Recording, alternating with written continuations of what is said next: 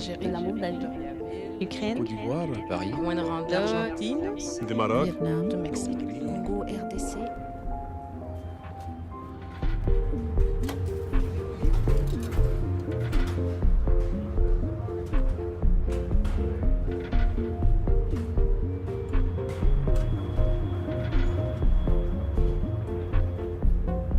Le projet des routes, c'est une idée collective.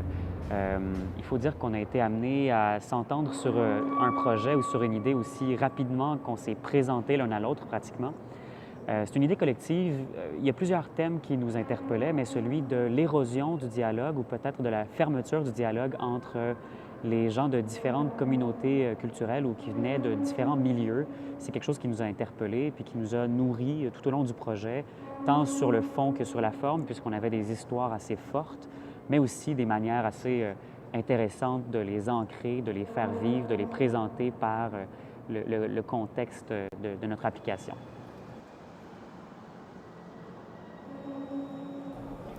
Ce qui a été le plus difficile dans le cadre du projet, selon moi, c'était la collecte de témoignages, puis aussi les petits défis techniques auxquels on s'est heurté. Parce que bien sûr, on avait une idée, mais de passer à la conception jusqu'à la fonctionnalité de la chose, ça a vraiment été par moments plus difficile que prévu. Mais je pense qu'on s'en est quand même bien sorti. En ce qui concerne le résultat, moi, je peux dire que je suis assez fière de ce qu'on a réussi à produire, étant donné évidemment les contraintes de temps et les petits défis techniques. Je trouve qu'on a réussi à faire ressentir aux utilisateurs les émotions qu'on cherchait, et ce, en guidant les personnes, mais pas trop.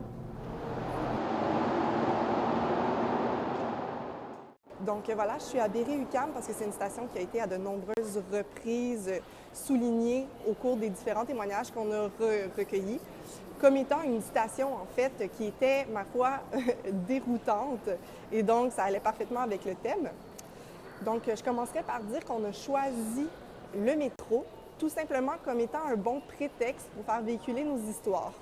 Il y a des milliers de personnes qui y circulent à chaque jour et pourtant très peu de discours y ont lieu, très peu de conversations, d'échanges. C'est un milieu très hermétique, très fermé.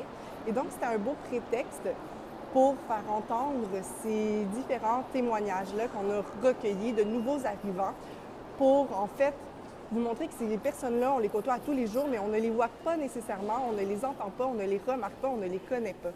Et donc, c'était vraiment un bon prétexte pour faire vivre l'expérience aux utilisateurs de l'application. Mais au final, tout le monde va vivre cette même belle déroute et va entendre le même message ambiant. C'est que par la multitude de discours qu'il y a sur l'application, eh bien, on voit que peu importe l'origine d'où l'on vient, lorsqu'on arrive à Montréal, on vit cette même déroute.